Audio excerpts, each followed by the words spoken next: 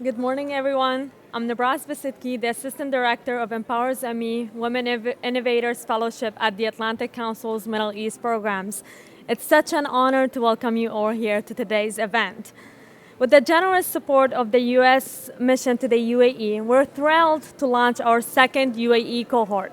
Last year, we selected over 30 trailblazer women from this region, and we're excited to welcome the new class of inspiring leaders.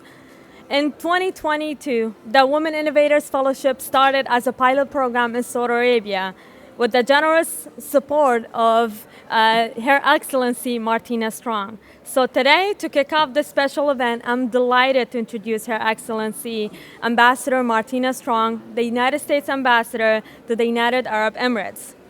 Ambassador Strong is a seasoned diplomat with a distinguished career spanning over 27 years. She has served in critical roles across the globe, including as a Chargé d'Affaires in Saudi Arabia and Deputy Chief of Mission in Bulgaria.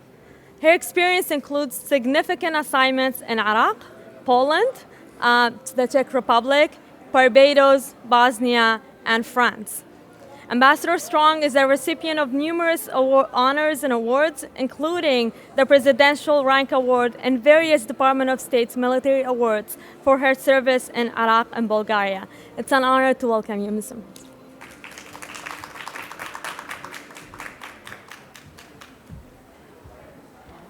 Good morning, everyone, and thank you so much for that kind introduction.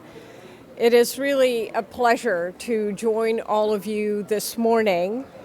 Your Excellency Musa Al-Suwaidi, we're truly honored to have you with us, and I just want to say thanks to all of you for spending some few moments with us this morning.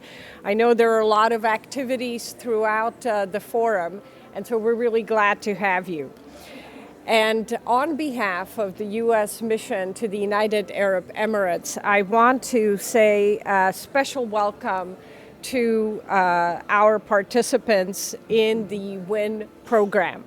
And today we are celebrating a group, as you just heard, of phenomenal women who will launch on a journey to participate in a program that we had initiated some 3 years ago in Saudi Arabia. And since then, that program has gone from success to success. And what is at the heart of this program are, in fact, the participants. The brilliant women who have ideas, who have energy, who have commitment to seeing their ideas translated into reality. And of course, today would not be possible without our partners in the Atlantic Council and in the Georgetown University's McDonough School of Business. They have been tremendous partners to us here in the UAE. They have been tremendous partners to our missions throughout this region, and we are truly grateful for all that they are doing. And our timing today could not be better, because we are, of course, joining women leaders from around the world who are here for the Global Women's Forum, and whose goal, just like the goal of the WIN program and of our mission to the United Arab Emirates, is to empower the next generation of women trailblazers, women entrepreneurs, and women leaders. And our support for women leaders, women entrepreneurs, business women, is rooted not just in our partnerships across the many different organizations with which we work, but it is also rooted in one very fundamental fact, and that is when women are empowered economically, they invest in their families, they invest in their communities, and they help create thriving societies. So women's economic empowerment from our perspective is not just nice to do, it is an absolute must do. And by some estimates, women entrepreneurs could add $5 to $6 trillion to the global economy if they were fully empowered, and if their businesses, their ideas were financed. And access to capital is indeed a huge problem. Globally, women entrepreneurs own about 22% of micro enterprises and 32% of small and medium enterprises. But their share of business finance, of capital, is a tiny fraction. The finance gap by some estimates for women entrepreneurs is estimated at 1.7 trillion. So just a huge gap, which provides an opportunity. And that opportunity is also at the heart of the WIN program. We are providing women entrepreneurs with training, capacity building, financial tools, mentorship to help them close that gap, help them translate their ideas into reality, access markets, access supply chains. So all of these are the objectives of the program that we are launching and that we are going to be implementing with our partners. And I will say that the program's achievements so far have been truly remarkable. I was telling Her Excellency earlier that we have now expanded the program to other countries, most recently to Jordan, and we're hoping to do more. And we showcased this program, the WIN program, and many others that the United States government is sponsoring this past September at a summit that some of you had probably attended or had seen on TV, and that was the We Empower Summit. We brought together women entrepreneurs and leaders from 14 countries, so there were several hundred women that came to Abu Dhabi, Dubai, and Sharjah. And they came from every walk of life. We had government leaders, we had brilliant business women, entrepreneurs, media, we had women from media, from culture, and we even had a panel on space with some astronauts. So it was really just a phenomenal 3 days showcasing what women have done, what they're doing now, and what they are going to be doing. And I think the summit has also highlighted the important role that governments and societies can play in supporting women in business and in other endeavors. And here in the UAE, I think, is just a perfect example of a country's commitment and what it can achieve in terms of economic empowerment of women. And the dedication that I have seen here in terms of breaking down barriers to women participating in the economy, participating in a workforce, that dedication is truly impressive. The summit also delivered a message that I just want to repeat here to all the women who are about to launch in this program or the alumni who have participated in the past. And that message is very simple. We are committed to supporting you. We are committed to promoting your vision. And we are committed to advancing your success, because your success is our success. So thank you very much. Best wishes, and let's get to work. We've got a lot to do. My name is Noor Dabbousi, and I am the Assistant Director at the WIN Fellowship at the Atlantic Council. Thank you for joining us for this panel. Today we will be talking about the crucial role of investing in women-led startups in the MENA region and supporting initiatives that empower female entrepreneurship here. We will delve into how supporting women-led startups could also have a lot of effects on improving sustainability in the region, but also improving employment and attracting global investments to the region. I am absolutely thrilled to introduce you our panel for this morning. Our panelists, joined by, to my left, we have Jumana Darwish. Jumana is a WIN alumna, and she is the founder of Happy Box and an impact entrepreneur. Next to her, we have Laura Mansour. Laura is the program director at Flatex Labs here in the UAE. And finally, to the far left, we have Sabrine Rahman. Sabrine is the head of sustainability at HSBC, and she has just returned from COP28.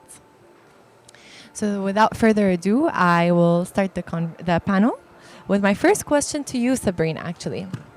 As head of HSBC on sustainability, HSBC really has a long-term commitment to the UN SDGs, the Sustainable Development Goals.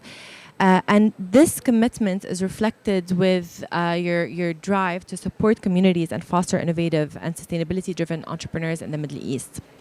Yet, from what we see, most entrepreneurs at an early stage do not have full visibility of where they would like to see their business go. Rather, they're mostly focused on their day-to-day management of their businesses, how to attract investments, and how to grow their profitability. We actually had a workshop with our WIN Fellows yesterday about how to integrate SDGs within your startups, even at early stages, and why that is important.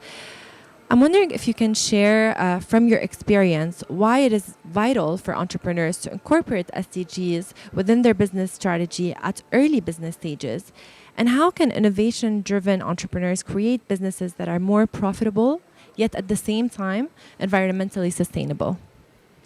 Thanks, Noor, and good morning, Your Excellencies, everyone. Thank you for joining us today. So a little about why this is an important topic for HSBC. We have been working in this space on not just sustainability and ESG, but really promoting social entrepreneurship for the last 20 years, particularly here in the Middle East. The reason why we think that social entrepreneurship has an incredible opportunity for this region to scale, grow, and also provide connectivity to other regions is because we've seen firsthand that women bring some of the best ideas to the table, the most resilient. But more than anything, to Her Excellency's earlier point, there is a financing gap, 1.4 trillion approximately globally, as she mentioned. And that can really be tackled very early on. Now, what do investors look at? Investors look at not only your robustness of your business plan, your outreach, your risk management, your governance, but also the impact it creates, the long-term impact. And having worked in the climate space for 20 years, one of the things that I have consistently seen across every jurisdiction is that women are at the front lines when it comes to the impacts of climate change, when it comes to the impacts of displacement, and so many of the issues that the SDGs tried to tackle.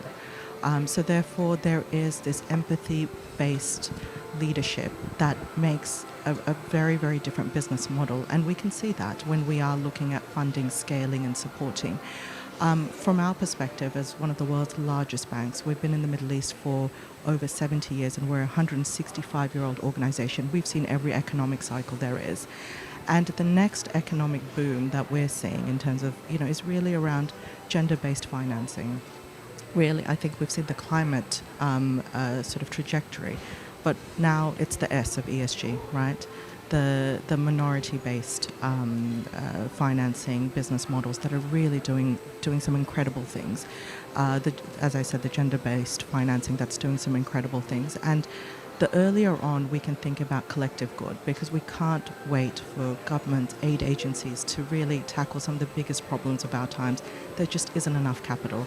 What can we collectively as a business community, as a private sector, and that's something we also discussed at COP28 during the UAE presidency. I led on the private sector mobilization piece, and it is incredible how much the private sector, including SMEs and startups, are coming to the table to help scale solutions. And there is capital available now, the more integrated SDGs are. And I'm glad you mentioned the gender gap in financing and moving to the gender-based investment model at the private sector, because Laura, I'm excited for you to talk about it from the accelerator and incubator side. Flat Six Labs has invested in more than 100 innovative and technology-driven startups in the Middle East, and it has enabled thousands of entrepreneurs to achieve their ambitions. But you have specifically highlighted how investing in tech startups founded by women is not just a call for inclusion, but an opportunity to tap into more innovative portfolios. I'm wondering if you can share with our audience from your experience, what are the unique challenges that women entrepreneurs in the Middle East face when it comes to attracting investments and scaling their innovative startups, but more so about the importance of investing in women entrepreneurs with startups focused on tech. How has that, from your experience working at Flatix Labs, if you can perhaps share some of the examples of women-founded tech startups that you have supported and the impact you've seen on the region? Yeah, I mean, we've seen that it's. This is very weird to hear myself. No, we've seen that it has been quite a challenge for women to raise capital. It was very difficult to get into a room. I don't think that's necessarily the case anymore. It's getting a lot better. But what we've done at Flatix Labs is we've always had and we always have a gender lens with all of our programs. So when we're looking at our funds, we have multiple funds across multiple countries. When we're building the structure of that fund, we always make sure that a portion of that fund will be allocated to women. We have multiple programs happening in the Middle East and North Africa that are, whether they're kind of sector agnostic, multi-country, multi-year programs, we always have a gender lens. And what we've seen is creating specific programs that are targeted to women. So, for example, we have a women's health tech program that we do with a large big pharma company that is running across the Middle East and North Africa. For us, we see that the challenges that they face are kind of, everything from like meeting an investor to even speaking to a client can be difficult. But what we do with those types of programs is that we're able to hone in on those challenges and develop these programs to support women in a way that you wouldn't be able to do kind of anywhere else if it wasn't specifically focused on that. And Jumana, based on what Laura was just saying, I know among the many hats that Jumana wears, she also just is about to complete her master's at Oxford, Cambridge. She has Oxford there, of course she does. And I know you've specifically, besides your experience as a woman entrepreneur yourself, you've been specifically focusing in your research on some of the barriers that women entrepreneurs in our region face when starting a business. I know you're eager to talk about that and from your research, about some of the policy recommendations that you have found to be helpful. Can you share with our audience, please? Absolutely. Thank you so much for having me. I'm so excited to be here. So I'm a nerd, basically, and I think lifelong education is a must. I opted to go back and do my master's in entrepreneurship last year. It's a 2-year program. I'm almost done. I'm currently working on my research right now, which looks at the barriers to entrepreneurship, female entrepreneurship, and how technology and adoption can accelerate its growth. What we're seeing are patterns. I'm specifically focusing on the GCC. So there are structural, basically, barriers. There are also infrastructure barriers as well. There are societal barriers and cultural barriers that need to be addressed.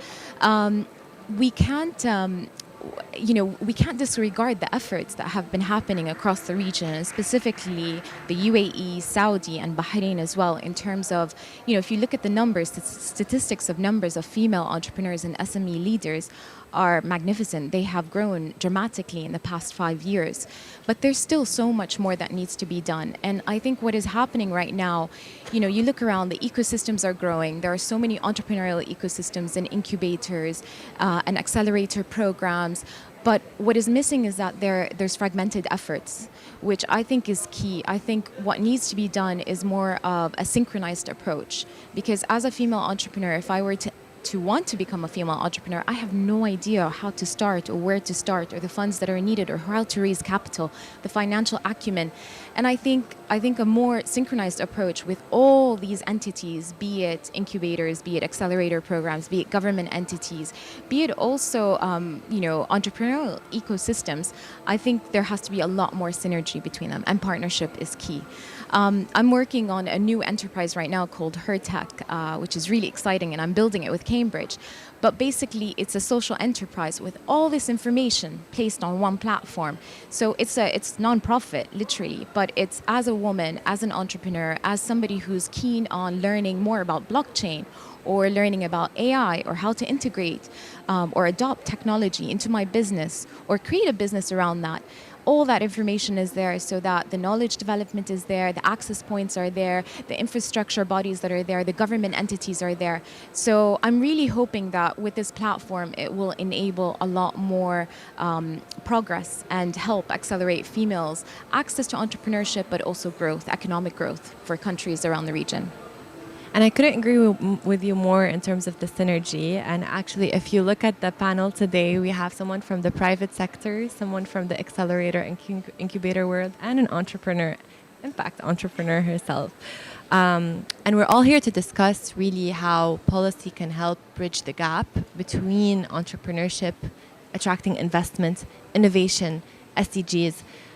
And a big place to start, I mean, I'm from the WIN team, but the WIN Fellowship's goal is really to focus at the policy. We're our house within a think tank rather than an accelerator or an incubator. And it's because we believe that we can really access and tap into change by interacting with people from the different ecosystems of entrepreneurship. But I'm also glad that you mentioned AI and technology because, Laura, I'll go back to you.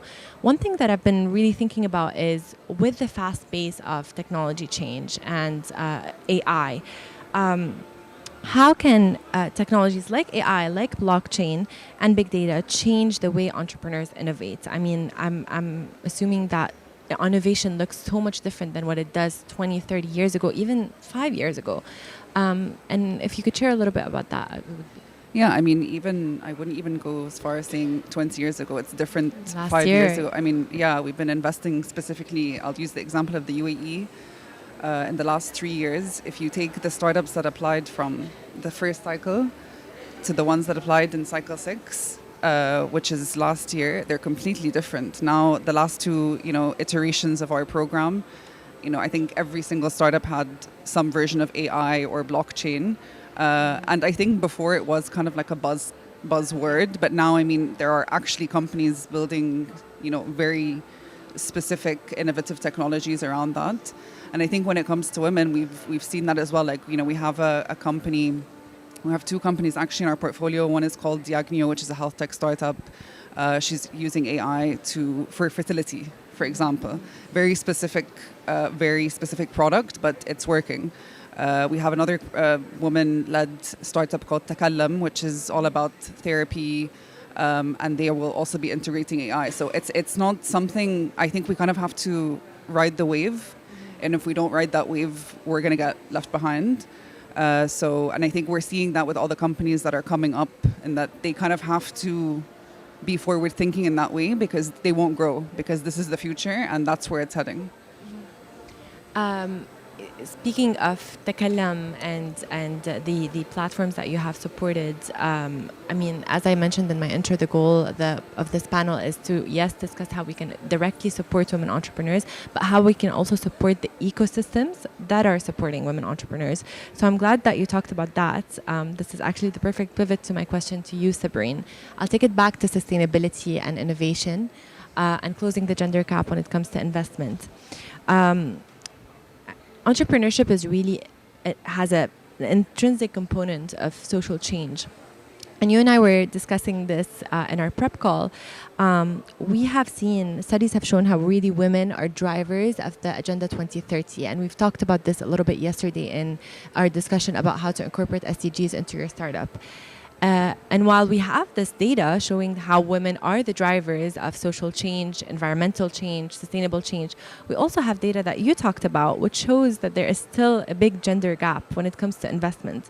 So with this duality of research showing the discrepancies, how has HSBC supported women entrepreneurs in the MENA region while advancing a gender-balanced agenda that prioritizes sustainability? Because I mean, if looking at the two, you will automatically see that there is an impact on innovation, an impact on sustainability, just because women are not being invested in just as much as their male peers. Thank you for giving me the most difficult question. But look, I think it's breaking it into pieces, right? So, of course, we all know, and that's why we're having this discussion, there is that financing gap. And how do we tackle that? Number one, it's education. Number two, it's capability building. And then number three, it's really giving the tools and the skill sets, which many accelerators do and incubators do, to really help early stage entrepreneurs to really future-proof their business. Because at the end of the day, beyond grants, when you come in front of a commercial audience, it really needs to be stress tested. And we've got a variety of things that we've done. So number one, when we run any sort of entrepreneurial venture sort of allocation, we ensure that there is a 50% sort of portfolio that are female-led. So initially, if your base cohort is at least gender balanced, I think that helps. Number two, we have specific funds. So we've launched a $1 billion fund for female-led startups, which operates across 11 markets. And I think that also helps because that is earmarked. And the third thing we've done is really to support a lot of the local ecosystem incubators and accelerators. So we're in our fifth round of the work we do with companies for creating change, so C3, where we've been running a net zero and social impact accelerator. We've had 5 companies IPO from that program. We've had an incredible amount of stress testing, so they do a board simulation. They do so much in terms of financial modeling. I mean, these things are just so critical when you're building a business. But one of our criteria is that your business must have a social or environmental impact.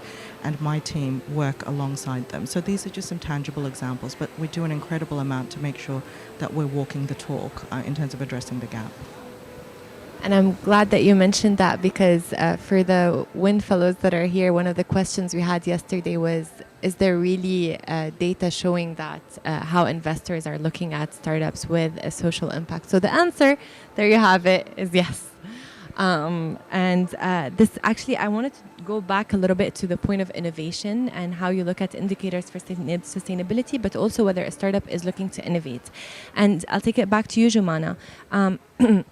The Happy Box was founded 10 years ago. More than 10 years ago? A little bit more than 10 years ago. Now I want to get all my facts right now. And it has continued to develop, specifically from our discussion during COVID, to meet your clients' needs.